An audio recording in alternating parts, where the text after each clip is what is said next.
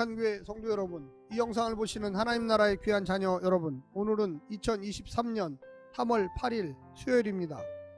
오늘 매일 성경 본문에서는 예수님은 한 마리 잃어버린 양의 비유를 소개하시면서 목자의 심정을 강조하십니다. 목자의 태도와 사역은 제자들이 본받아야 할 모범이 됩니다. 지극히 작은 자 하나라도 잃지 않는 것이 하나님의 뜻이었기 때문입니다. 공동체 안에서 제자들의 권위는 공동체 회원들의 신앙적 유익을 위해 질서 있고 규범 있게 발휘되어야만 합니다. 예수님은 매우 구체적인 신뢰를 통해 건강한 신앙 공동체를 세워가는 원리를 상세히 제공해 주십니다. 오늘 본문을 나누어 보겠습니다. 마태복음 18장 11절부터 14절, 기르는 양 한 마리의 비유, 잃은 양 비유 해석, 15절부터 17절, 죄를 범한 형제를 대하는 태도, 18절부터 20절, 돌봄의 공동체, 메고 푸는 권세, 두세 사람이 모인 곳. 오늘 본문 마태복음 18장 11절부터 20절까지의 말씀을 듣고 다시 오겠습니다.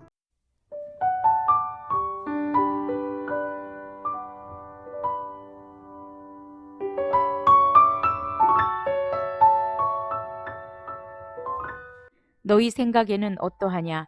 만일 어떤 사람이 양 100마리가 있는데 그 중에 하나가 길을 잃었으면 그 99마리를 산에 두고 가서 길 잃은 양을 찾지 않겠느냐?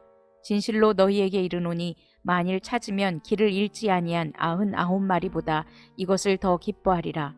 이와 같이 이 작은 자 중에 하나라도 잃는 것은 하늘에 계신 너희 아버지의 뜻이 아니니라. 내 형제가 죄를 범하거든 가서 너와 그 사람과만 상대하여 권고하라. 만일 들으면 내가 내 형제를 얻은 것이요, 만일 듣지 않거든 한두 사람을 데리고 가서 두세 증인의 입으로 말마다 확증하게 하라. 만일 그들의 말도 듣지 않거든 교회의 말하고 교회의 말도 듣지 않거든 이방인과 세리와 같이 여기라.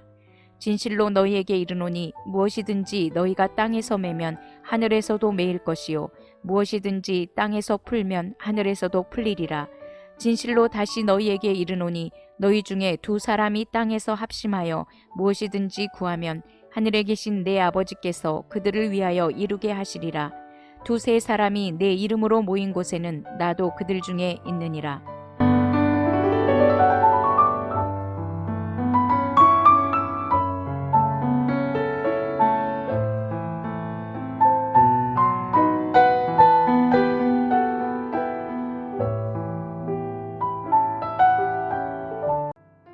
여기서부터 18장 마지막까지 마태와 누가의 자료가 공유됩니다. 특히 잃은 양 비유는 누가복음 15장 4절부터 7절과 평행을 이룹니다. 하지만 두 사람의 목회적 관심은 약간 다릅니다.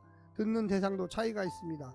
마태복음은 신앙 공동체 안에서 발생할 수 있는 구체적 사례를 통해 목회적 관심과 태도를 강조합니다. 본 단락은 구체적 신뢰를 통하여 어떻게 공동체 안에서 제자도가 권위와 사랑으로 발휘되어야 하는지를 가르치고 있습니다.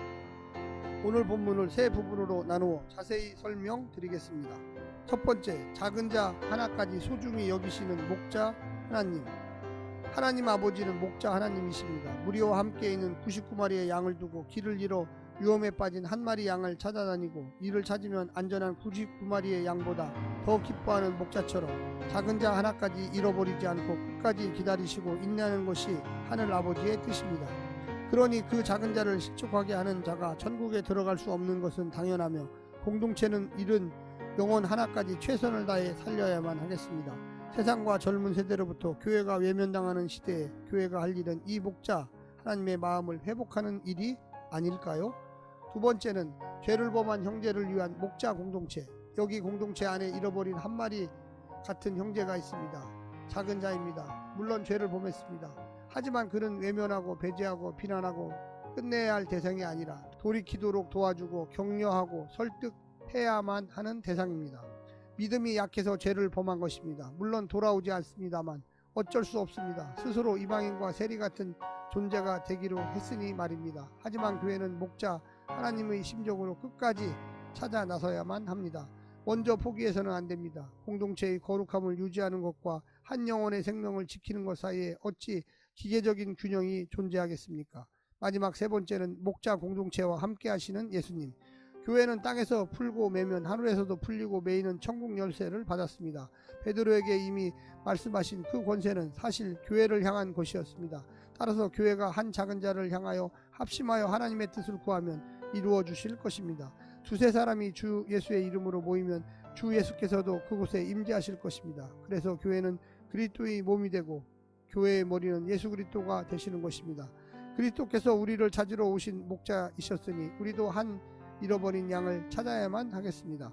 그것이 교회의 사명이고 존재의 이유입니다. 오늘 하루도 승리하시기를 바랍니다. 우리는 어떤 공동체를 살아가고 있는 걸까요? 한 영혼이라도 더 구원할 수 있는 생명의 공동체, 교회가 되었으면 좋겠습니다.